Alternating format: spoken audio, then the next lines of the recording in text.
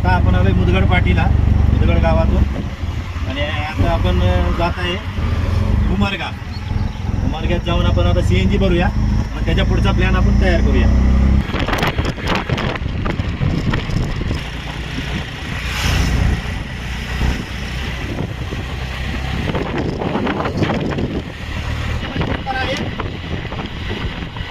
आलेला आहे चौरस्ता. आता आपण जातोय उमरग्यामध्ये.